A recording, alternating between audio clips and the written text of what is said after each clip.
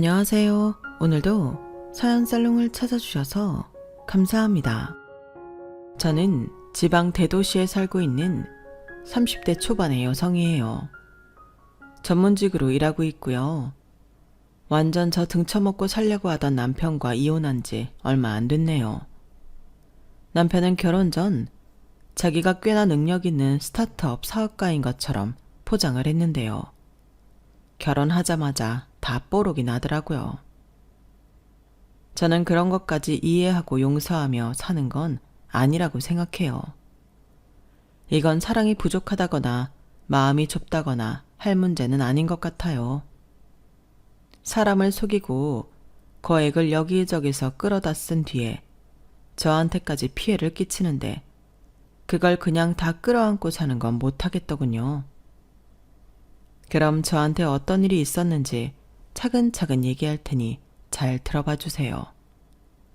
앞서 말씀드렸듯이 저는 전문 직종 일을 하는 데다 연차도 좀 있어서 꽤 대우를 받으며 일을 하고 있어요.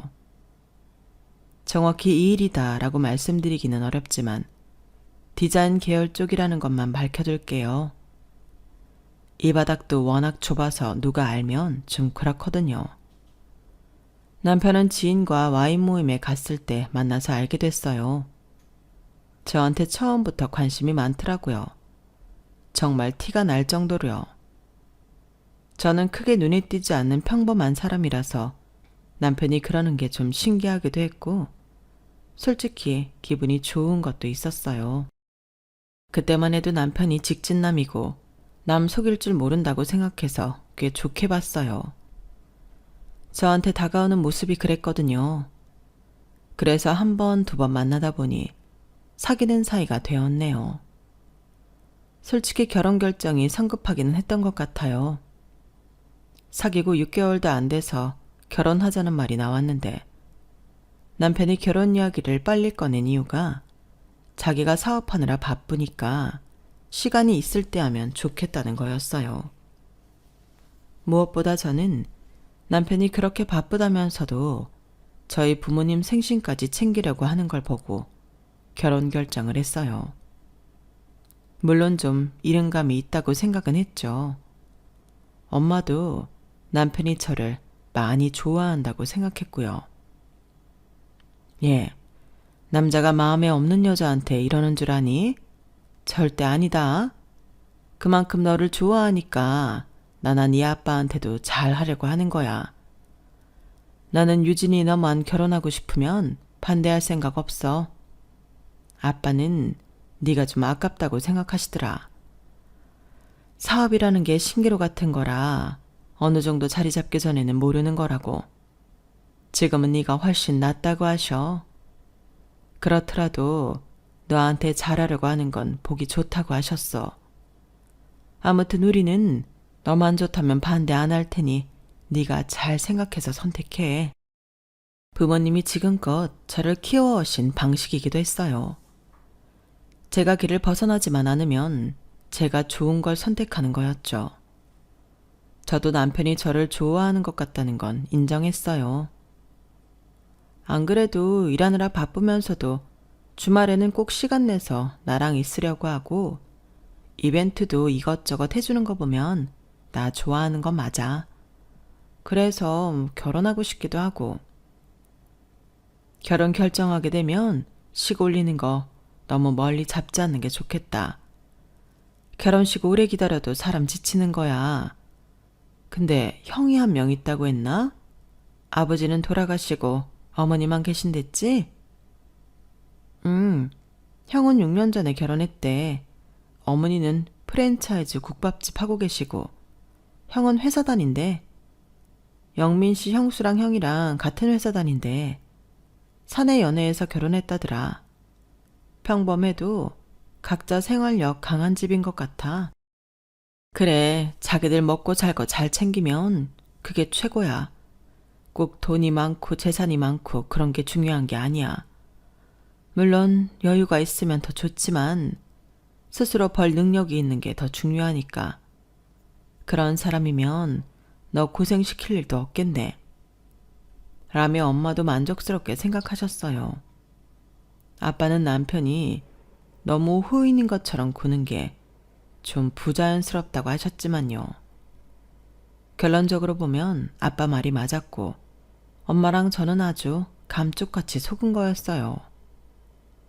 엄마는 남편이 워낙 잘하는 모습에 결혼하고 나서도 저 힘들게 하지 않을 거라는 것만 보셨던 거였어요.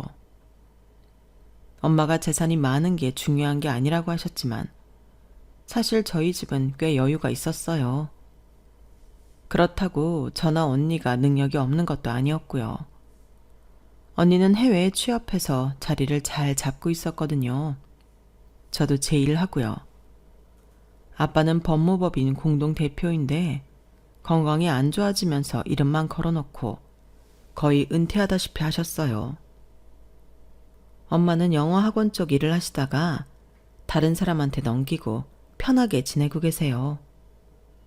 저는 대학 졸업하자마자 취직을 해서 그래도 꽤 일을 한 편이고 돈도 좀 모았어요. 그럼에도 부모님은 제가 결혼한다고 하니 뭐 하나라도 해주고 싶어 하셨어요. 언니가 아직 결혼할 생각이 없다고 하기도 했고 무엇보다 제가 집안을 통틀어서 제일 먼저 결혼 얘기가 나온 사람이거든요. 그래서 그런지 친척들도 그렇게 뭘 해주고 싶어 하더라고요. 반면 남편 집에서는 맨 처음부터 한다는 말이 보태줄 돈이 없다는 거였어요. 집도 저랑 남편 보고 알아서 하라고 하더군요. 물론 집에 모아놓은 돈이 없으면 그렇게 말하는 것도 이해는 가요. 또 각자 제 앞가림 할 줄 아는 성인들이니 어찌 보면 집 문제도 자기들이 할 수 있는 선에서 알아서 하는 게 맞기도 하고요. 하지만 그럼에도 어쩐지 섭섭한 마음이 드는 건 어쩔 수 없더라고요. 형이랑 형수가 같이 돈 번다고 해도 조카 때문에 쓰는 돈이 꽤 되나 봐. 왜, 그 극성부모 있잖아. 우리 형네가 딱 그렇거든. 피아노, 바이올린, 미술에, 축구에, 수영에 진짜 별거 다 시키더라. 걔 다니는 유치원도 되게 좋은 데야. 뭐 줄 서서 기다렸다가 들어가는 그런 데래. 그러다 보니 둘이 벌어도 항상 빠듯한 거지.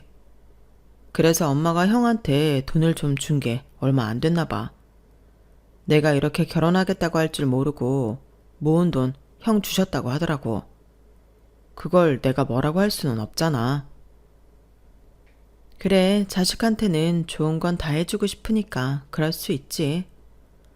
어머니도 그러니까 도와주셨을 테고 이해해.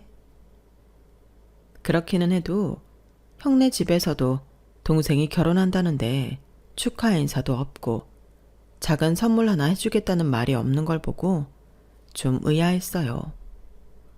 집안마다 다 분위기가 다르다고 해도 이게 맞나 싶더라고요. 왠지 남편이 집안 여건도 그렇고 결혼할 때가 아닌데 하려는 건가 그런 생각도 들었죠.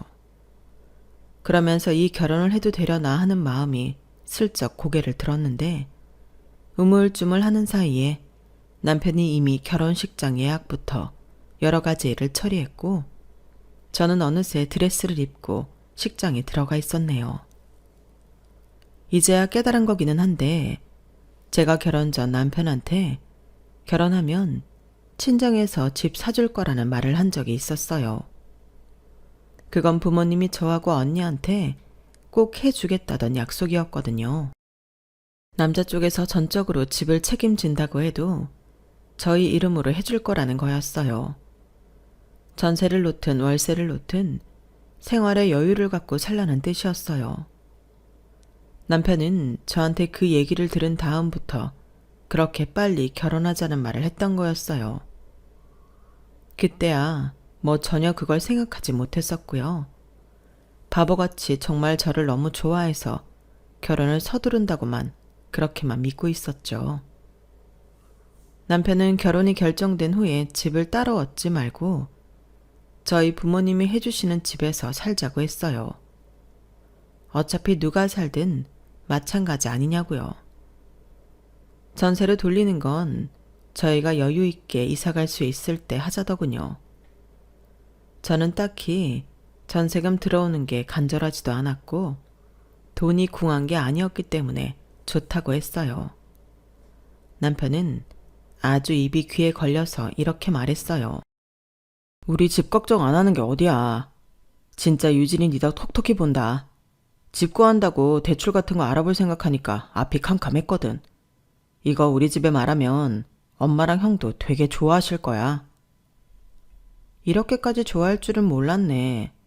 근데 영민 씨 사업하면서 대출 같은 걸 뭘 그렇게 힘들어해? 나는 집이 어디서 살든 별 상관없기는 한데 집 걱정을 많이 했다니 좀 갸우뚱하다. 혹시 지금 사업 힘들어? 아니야, 사업은 내 페이스대로 잘하고 있어. 그냥 집 알아보고 서로 구비하는 거 귀찮잖아. 그런 뜻으로 이해하면 돼. 순간 남편의 표정이 뭔가 들킨 것 같아 보였지만 저는 대수롭지 않게 넘겼어요. 제가 전곡을 찌른 거였는데 말이죠. 아무튼 그 이후 정신없이 준비를 해서 저희는 결혼을 하게 됐어요. 집 하나 해결되니 나머지는 남편이 아주 일사천리로 다 해버리더라고요. 시어머니는 아예 다른 도시에 살고 있어서 자주 찾아뵐 일이 없었고 아주버님은 같은 도시여도 꽤 떨어진 곳에 살고 있어서 부딪힐 일이 없었어요. 그럼에도 상견례 때와 결혼식 때 저를 보고는 엄청 마음에 들어 하셨네요. 특히나 저희 친정이 여유 있다는 걸 마음에 들어 하는 눈치였어요. 하긴 결혼하면서 집까지 다 해오는 며느리인데 싫어할 이유가 없기는 하잖아요. 게다가 제 나이가 많은 것도 아닌데 벌써 이쪽 업계에서 자리를 잡아서 인정도 받고 있다고 하니 여러모로 만족스럽다고 대놓고 말을 하더라고요. 시어머니는 저희 부모님 앞에서도 저를 잘 키웠다며 칭찬을 많이 했어요.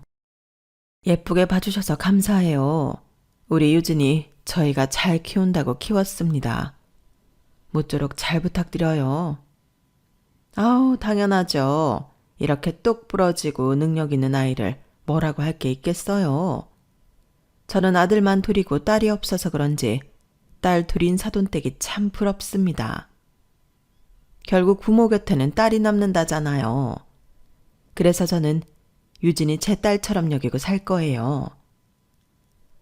그렇게 해주시면 저희도 너무 감사하죠. 저희야말로 둘이 살 신혼집까지 사돈댁에서 해주셔서 얼마나 좋은지 모르겠어요. 사실 집 문제가 제일 크잖아요. 그게 딱 되니까 어찌나 마음이 편한지요. 정말 감사합니다. 아닙니다. 그거 원래 저희가 애들 결혼할 때 하나씩 주려고 오래전부터 생각해 뒀던 거예요. 자식 결혼하는데 여유 자금은 만들어 줘야 하잖아요. 그래서 저는 아파트를 주자 싶었던 겁니다. 딸들이라 애비로서 그런지 자기들 비상 자금이 있어야 한다는 생각이 강했네요. 그 정도는 해줘야죠. 라며 아빠는 신혼집을 마련하지 않고 제 아파트에 들어와서 사는 걸 애들로 불만족스럽게 표현했지만 저는 말씀하지 않으셨어요. 남편 집에서도 더 해주고 싶은 거 못하는 걸 수도 있으니 그 정도로만 한다고 하시더라고요. 상견례 때 아주버님 내외는 아이를 잠깐 도우미한테 맡기고 나왔다고 했고요. 여러모로 스무스하게 잘 흘러간 인사짤이라고. 그리고 결혼이었어요. 그런데 결혼 전 시어머니한테 좀 섭섭한 게 있었는데 결혼 폐물 세트 하나만큼은 제 마음에 드는 걸로 해주시겠다고 큰 소리 치시더니 막상 제가 원하는 브랜드 걸 고르니까 아주 곤란해 하시더라고요. 예, 그런 거는 괜히 값만 비싼 거 아니냐? 굳이 백화점에 삐까뻔쩍하게 매장 있는 데서 해야겠어? 여기 보면 거의 비슷한데도 가격이 거의 3분의 1은 싸잖아. 어머니, 그래도 디자인도 그렇고 나중에 에이스 같은 것도 다른 거예요. 무엇보다 이런 줄이나 귀걸이 침 같은 거 마무리도 이 브랜드 걸 따라갈 수 없잖아요. 너 은근히 허영이 있구나. 돈 좀 이씨 산 애들이 그렇기는 하다만 나는 더 싸게 살 수 있는 걸 왜 돈 더 주고 사는 건지는 이해를 못 하겠다. 나는 돈 이것밖에는 못 주겠어. 그럼 그만큼만 돈 주세요. 나머지는 제가 보태서 원하는 거 살게요. 그래도 결혼할 때 한 번 받는 폐물 세트인데 제 마음에 드는 걸로 하고 싶어요. 그래라 그럼. 근데 네 고집도 참 어지간하다. 웬만하면 어른이 해준다는 거 받는 게 예의 아니니? 참. 저를 딸처럼 여기며 예뻐해주겠다고 하신 지 얼마 되지 않아서 바로 눈앞에서 빈정거리기나 하니 저도 참 당황스럽기는 하더라고요. 진짜 딸처럼 여길 수 없다는 건 저도 알아요. 그래도 조금 마음에 안 맞는다고 이렇게까지 바로 태세 전환해서 저더러 허영이 있다느니 예의가 어떻다느니 그런 말을 할 줄은 몰랐어요. 그래도 시어머니는 제가 집이 있다는 것 때문인지 다른 걸 무리하게 요구하지는 않았어요. 그런데 결혼하고 집들이 하는 건 미처 집 정리가 되기도 전에 무조건 날짜 정해서 하라는 식이라 당혹스러웠죠. 제가 집 정리를 더 해야 한다고 하니 아주버님이랑 와서 돕겠다며 아예 자기가 정한 날짜에 쳐들어왔어요. 그러더니 저희 아파트를 샅샅이 훑어보면서 진짜 좋다며 연신 부러워하더군요. 아주버님은 정말 부러워하는 게 보여서 제가 형님 눈치가 보일 정도였어요. 야, 영민아, 너 진짜 재수씨 업고 살아야겠다. 내가 이런 집에서 신혼 시작했으면 평생 해달라는 대로 다 해줬을 거야. 아주버님, 무슨 그런 말씀을 하세요. 집장만만 했지 다른 거는 영민 씨도 많이 보탰어요. 아우, 아파트가 중요하죠. 이런 좋은 동네에 이런 아파트잖아요. 너무 그러니 제가 민망하기도 했지만 솔직히 남편이 아주버님 하는 말을 좀 새겨 들었으면 했어요. 결혼해서 보름도 지나지 않았지만 남편이 집안일을 등한시하는 게 보였거든요. 물론 결혼하면 다 변하고 자기 살던 습관이 나온다고는 하지만 저래가지고 무슨 사업을 하나 싶을 만큼 남편은 좀 게으르고 만사를 귀찮아했어요. 그리고 일한다고 서재에 들어가 있을 때 들여다보면 눈이 빠져라 핸드폰만 두들기고 있었고요. 남편은 그렇게 자기 본 모습을 조금씩 드러내기 시작했어요. 무엇보다 공동생활비 통장을 만들자고 하는 말에 남편은 자기는 당분간 돈이 없다고 하는 게 너무 황당했어요. 나 가전제품이니 소파니 가구니 이런 거 다 대출받아서 한 거야. 그거 갚은 것만도 지금 엄청 벅차. 안 그래도 회사 일 때문에 대출받은 것도 있어서 머리가 다 지끈거린다고. 그러니까 한 몇 달만이라도 네 돈으로 먼저 생활하자. 괜찮지? 회사 일은 회사 돈으로 하는 거잖아. 그럼 영민 씨 여윳돈 하나 없이 먼저 결혼부터 하자고 지른 거야? 그렇다고 집안 살림살이 영민 씨 혼자서 한 것도 아니잖아. 나도 절반은 보탠 거야. 이거 너무 대책이 없어 보이네? 대책이 없기는 왜 없어. 지금 사업 잘 되고 있고 목표치 수익만 달성하면 다 풀린다고. 그러니까 조금만 기다려. 네가 쓴 건 진짜 하찮을 만큼 돈 갖다 줄 테니까. 남편은 대수롭지 않은 일처럼 말하며 큰 소리를 쳤지만 저는 완전 속았다는 생각이 들었어요. 저한테는 집만 해결되면 다 될 것처럼 말하고 결혼한 건데 대출받아서 겨우 결혼식을 치르고 살림을 장만한 거잖아요. 그것도 저랑 반씩하는 건데 말이에요. 저는 자금 상황이 어떤지 지금이라도 사실대로 말하라고 했어요. 처음에는 이 핑계 저 핑계 대며 빠져나가던 남편은 제가 정말 화가 난 걸 깨닫고는 어쩔 수 없이 실토하더라고요. 내가 결혼하기로 하고서 사업이 좀 힘들어졌어. 근데 원래 그런 거 하다 보면 기복이라는 게 있는 거잖아. 이번에는 다른 때보다 빡세더라. 완전 법인카드로 돌려먹기 하느라 죽을 지경이야. 그런 얘기는 그러니까 그런 얘기는 결혼 전에 했어야 되는 거 아니야? 아니 이런 상태에서 어떻게 결혼을 하겠다고 해? 그냥 결혼한 것도 아니고 무리해서 빨리 한 거잖아. 내 입으로 결혼하자고 해놓고 미루자고 어떻게 말하냐. 그리고 이건 내 문제인데 그걸 너한테까지 말해서 걱정시키는 건 좀 아니잖아. 어쨌든 결혼 무사히 했고 우리 당장 돈 없는 거 아니잖아. 지금 잘 지나가고 있으니까 곧 회복될 거야. 너무 걱정하지 마. 조금만 봐주라. 저는 이게 봐줘서 될 일인가 싶더라고요. 그렇게 힘들었으면 결혼하는 게 분명 큰 부담이었을 텐데 오히려 자기가 더 서둘러서 빨리 하려고 했던 게 좀 의심스러웠어요. 저는 그제야 조금씩 다른 관점에서 남편을 보게 됐어요. 결혼하고 한 달 정도 됐을 때의 일이네요. 당장에 힘들다는 사람한테 더 말해봤자 돈이 나을 것도 아니니까 저는 제 돈으로 생활을 했는데요. 그러는 동안에도 남편은 대체 사업을 하는 건지 뭘 하는 건지 모르겠더라고요. 그래도 제가 아빠랑 엄마가 일하는 걸 보고 자랐는데 제대로 일하는 게 뭔지 왜 모르겠어요. 남편은 돈 때문에 누가 전화하는 것 같으면 곧 된다는 말만 하고 얼른 끊거나 어떻게든 회피하려고만 했어요. 그렇다고 일에 집중하는 것 같지도 않더라고요. 그러고 또 두어 달쯤 지났을 때 시어머니가 대뜸 화를 내며 저한테 전화를 했어요. 얘, 니네 내 돈 언제 갚을 거야? 아무리 자식이라도 봐주는 거 한계가 있다? 나도 내 가게 굴려야 하는 사람인데 이렇게 무작정 돈 줄 생각을 안 하면 어떡해? 어머니 돈이라뇨? 저는 모르는 일이에요. 영민 씨가 어머니한테 돈 빌렸어요? 알고 보니 남편은 결혼하기 몇 달 전에 시어머니한테 2천만 원을 빌렸다더군요. 회사에 급한 불 끈다면서요.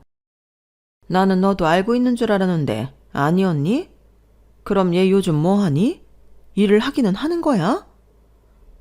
네, 매일 출근하고 뭐 사업하기는 하는 것 같은데 저는 정말 돈 문제는 몰랐어요. 나는 너랑 결혼만 하면 니네 신혼집 담보로 대출받아서 금방 갚는다길래 그런 줄 알고 빌려준 거야. 내가 그랬지? 니들 결혼식에 보탤 돈 없다고. 그런 사람이 무슨 큰 여유가 있어서 오랫동안 2천만 원이나 빌려줄 수 있겠어. 아, 영민이 이 녀석 대체 뭘 어떻게 하고 있는 거라니? 그러면서 시어머니가 한탄을 하는데 저는 화들짝 놀랐어요. 제 아파트를 대출을 받는다고 했다니요. 저는 그제야 이 인간이 내 아파트를 목적으로 결혼하자고 했구나 싶더라고요. 제가 부모님이 줄 아파트가 있다는 말을 한 다음부터 얼른 결혼하자고 엄청 졸라댔다는 걸 그제야 깨달은 거죠. 퇴근 후 남편한테 이 이야기를 하니 남편은 엄청 당황해서 버벅거리더라고요. 그게 말이야 유진아. 진짜 너무 돈이 급한데 더는 빌릴 수 있는 데가 없어서 그랬어. 그럼 결혼할 때 대출 받았다는 거 그거는 뭐야? 그거 은행 대출 받은 거 맞아? 저축은행에서 받은 것도 좀 있고 나머지는 개인적으로 아는 사람들한테도 좀 빌렸어. 그래서 나 그거 갚느라 정신없다. 그러니까 나한테 뭐라고 하지 마. 뭐라고 하지 말라니. 무슨 말이 그래? 어머니가 그러시던데 이 아파트 대출 받아서 갚는다고 했다며. 근데 나더러 뭐라고 하지 말라니.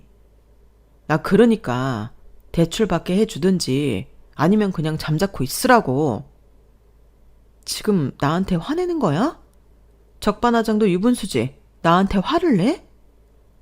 그러자 남편이 입을 다물더니 서재로 들어가 버리더군요. 그리고 잠시 후 나와서 저한테 대출 좀 받자며 사정을 했어요. 유진아, 진짜 이 고비만 넘기면 돼. 그러니까 아파트로 대출 좀 받자. 어? 하도 사정을 하니 저도 좀 안 됐다는 생각이 들었고 그때만 해도 결혼 파토 낼 생각은 없었기 때문에 진지하게 고민을 했어요. 그런데 남편이 화장실 간 사이에 우연히 보게 된 문자들을 보고 저는 당장 헤어지기로 마음먹었어요. 거기에는 온통 제 아파트 대출 받아서 돈 갚는다는 말로 도배가 되어 있었고, 사람들마다 그게 언제냐, 돈 언제 나오냐는 문자들이 줄이어 오더라고요. 저는 그제야 이 남자가 계획적으로 저랑 결혼했다는 걸 깨달았어요.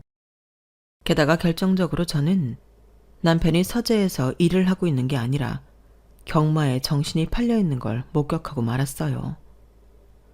그걸 들킨 남편도 당황해서 노트북도 끄고 지 핸드폰도 감추고 별짓 다 했지만 소용없었어요. 이미 경마를 본 히스토리 내역이 다 있었고 핸드폰에도 그 흔적들이 잔뜩 있었거든요. 나 완전 너한테 속은 거야. 내가 바보 맞아.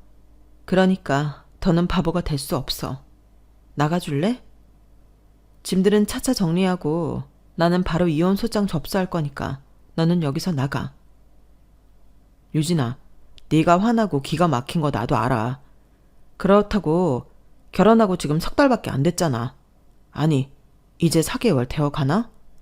이것밖에 안 살아놓고 무슨 이혼이야.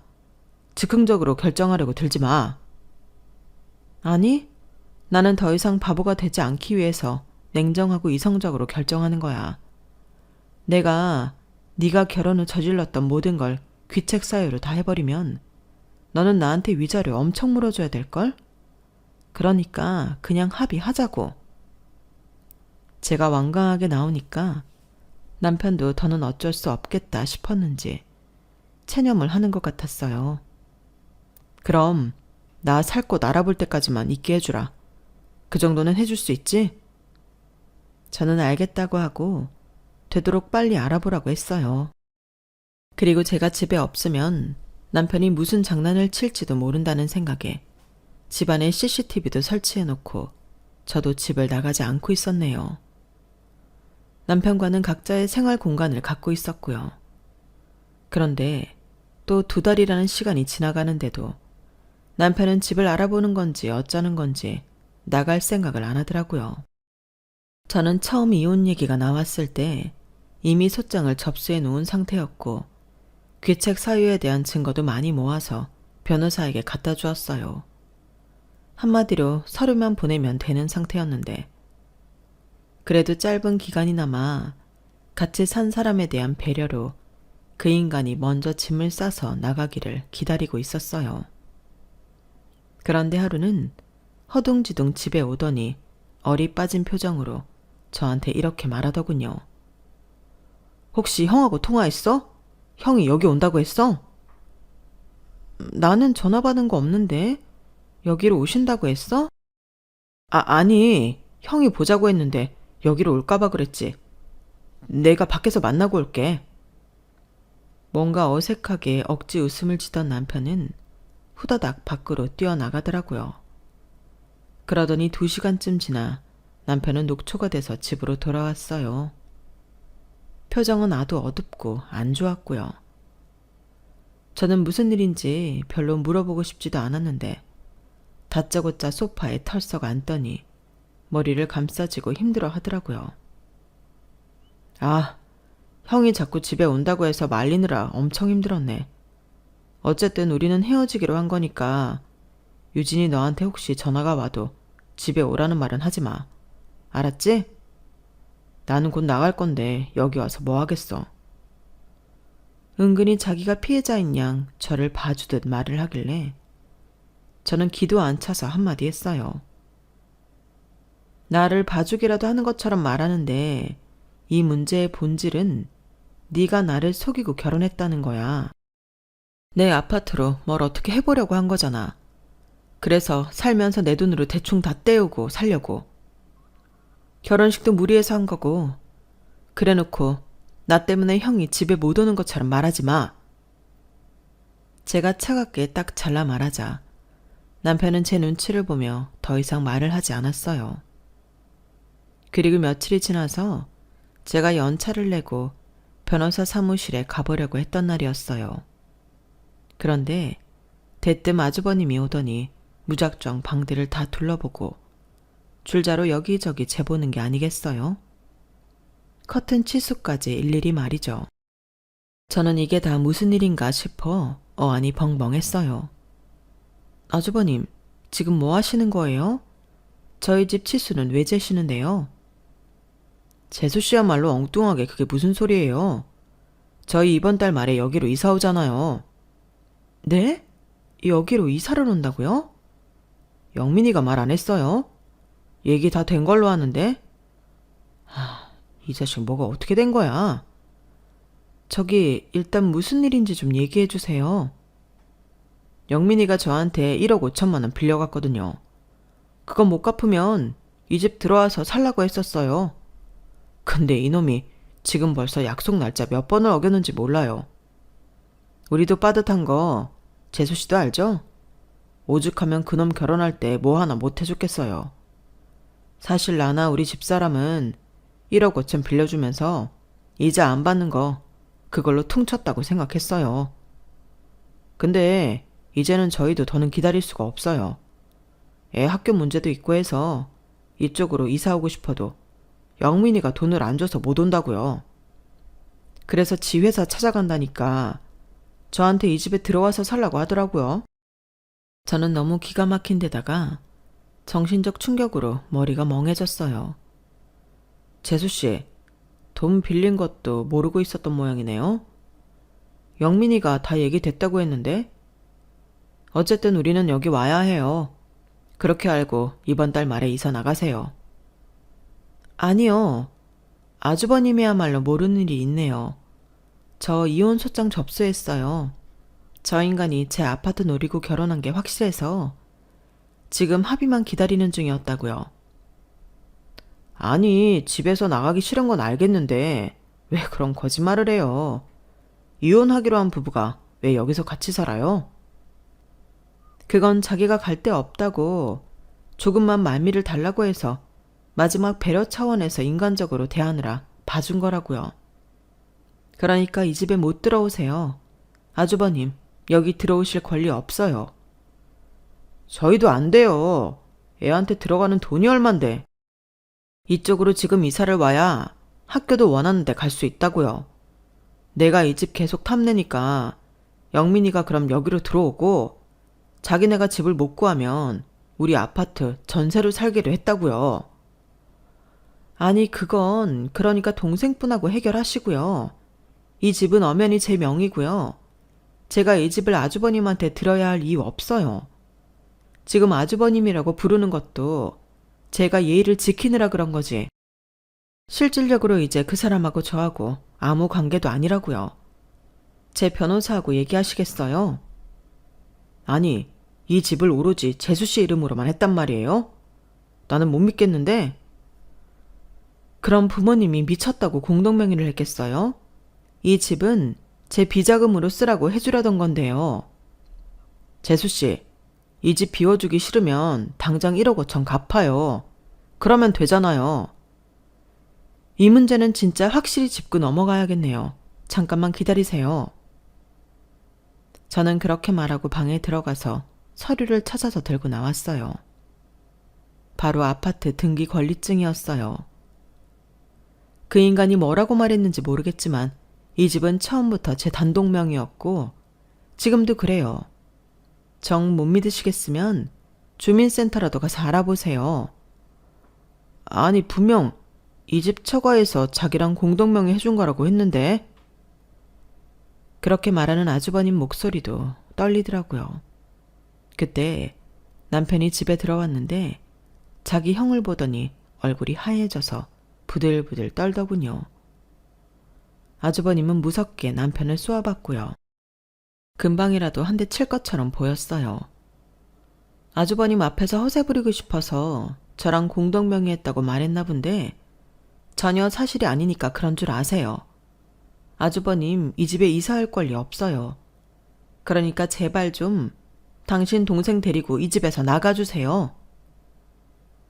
저는 그러면서 마지막으로 제 변호사와 통화까지 연결해주면서 현 상황이 어떤지 정확히 인식하게 했어요. 그제야 모든 실상을 알게 된 아주버님은 얼굴이 시뻘개져서 열받아 미치려고 하더라고요. 남편은 자기 형 앞에서 두 손을 비비며 이렇게 말했어요. 형, 일단 내가 1,500만 원 구해놨으니까 그것부터 받아.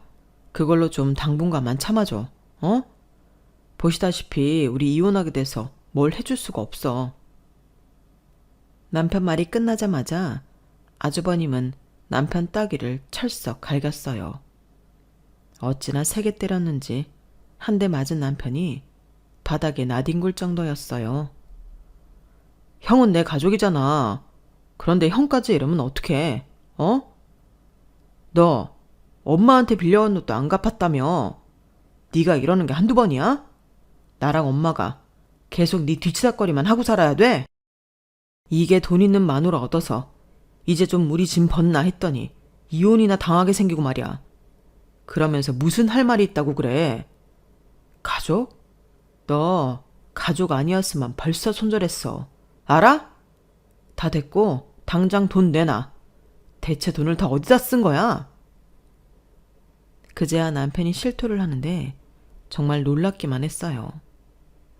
주식을 해서 재미를 봤던 남편은 점점 더 거기에 몰입했고 결국 회삿돈까지 집어넣었다가 폭삭 망했다는 거였어요. 그런데도 정신을 못 차리고 이제는 경마에 미쳐서 경마를 하느라 돈을 다 날렸다네요. 자기 말로는 경마가 훨씬 돈을 잘 벌길래 그걸로 다 메꿀 생각이었대요. 너무 한심하고 기가 막혀서 말도 나오지 않았어요. 야, 이 자식아. 그럼 내 돈을 경마로 다 날렸다는 거야? 네가 미쳤어? 이런 정신 상태로 무슨 사업을 한다는 거야? 야, 내 돈 내놔. 재수씨, 이거 재수씨가 몰랐다는 거 진짜 말이 안 된다고 생각하거든요? 그러니까 부부 공동 책임이니까 재수씨도 내 돈 갚아요. 얼른! 제가 말씀드렸죠. 저도 전혀 몰랐고 이 인간이 제 아파트로 대출받아서 돈 갚을 꿍꿍이가 있었던 것도 몰라서 이혼 소송한다고요. 아까 변호사한테도 들었잖아요. 저는 이 사람이 빚진 거 갚을 의무 없어요. 결혼해서 생활비도 다 제가 썼고요. 이 아파트도 친정에서 해준 거고요. 혼수도 저랑 반반 했어요. 제 돈도 들어갔다고요. 그런데 제가 무슨 빚을 갚아요? 저한테 억지 부리지 마세요. 제 말에 아주버님은 넋이 나간 표정으로 바닥에 주저앉아 땅을 치더라고요. 저도 지금 충격이 되게 크거든요. 그러니까 제발 동생 수거해 가세요. 나가달라고 말한 게 벌써 몇 달 전인데 아직도 이러고 있었던 것도 아주버님을 속이려고 그런 거 아닌가 모르겠어요. 제발 둘 다 나가주세요. 제 말에 남편도 아무 대꾸를 못하고 고개만 푹 숙이고 있었어요. 내가 어쩌자고 네가 하자는 대로 결혼을 했는지 모르겠다. 그래도 네 정체를 빨리 알게 된 게 불행 중 다행이네. 아, 너랑 더 살았으면 어쩔 뻔했니? 이 정도 한 것만도 조상님이 도우신 거라고 생각하려고 해. 나 네 엄마한테도 전화한다. 저는 바로 그 자리에서 시어머니한테 전화를 걸어서 말했어요. 어머니, 저 어머니 아들 반품할게요. 제 아파트 어떻게 해보려고 저랑 결혼한 사람이에요. 돈은 여기저기 빚지고 있고 그걸 제 걸로 갚으려고 하는 남자랑 저는 못 삽니다. 이거 사기 결혼이에요. 이혼 합의 못하겠다 하면 사기죄로 고소할 테니까 아들 설득 잘하세요. 시어머니와 통화를 끝내자 그제야 남편은 저한테 매달렸어요. 저기 유진아, 이러지 말고 다시 잘 생각해봐. 돈은 내가 다 해결할게. 그러니까 이혼만은 제발 하지 말자. 어? 부탁이야. 나는 나를 철저히 속인 거 절대 용서 못해. 나랑 결혼한 것도 이 아파트 때문인 거잖아. 내 돈으로 살면서 어떻게 대충 돈들도 갚아보려고 한 것도 나 못 참아. 내가 그렇게 호구로 보였어? 진짜 나 경찰 부른다. 그제야 남편은 아주버님과 함께 집을 나갔어요. 나가면서 아주버님이 남편한테 큰 소리로 화를 내는 소리가 들렸지만 저는 더 이상 상관하지 않았어요. 저는 남편이 돈을 쓴 만큼 물건과 이혼 소장을 본가로 보냈어요. 처음에는 시어머니가 저희 부모님한테 몰인정하다느니 인간성이 나쁘다느니 하며 억지를 부리며 싸우려 대들었지만 그래봤자 결국 자기들 손해라는 걸 알고는 현실을 받아들였어요. 저는 그렇게 철저히 저를 이용하려고 결혼한 남자와는 빠른 손절이 답이라고 생각하고 지금도 잘했다고 믿고 있어요. 저희 부모님도 그러시고요. 엄마는 잠시나마 남편의 모습에 속은 것 같다며 그것도 분해하시더라고요. 뭐 속이려고 작정한 사람인데 어떤 모습은 안 보여줬겠어요. 속인 사람이 나쁜 거지 속은 사람이 무슨 죄가 있나요? 아무튼 저는 더 큰 문제 안 보고 이만하길 다행이라고 생각하고 있네요. 제 이야기는 여기까지예요. 어떻게 들으셨는지 모르겠지만 제 앞날에 많은 응원해 주시길 부탁드려요. 그럼 좋은 하루 되세요. 여러분, 사연 댓글에 응원과 현명한 조언 부탁드려요. 좋아요와 구독은 저에게 큰 힘이 됩니다. 오늘도 좋은 일 가득하세요.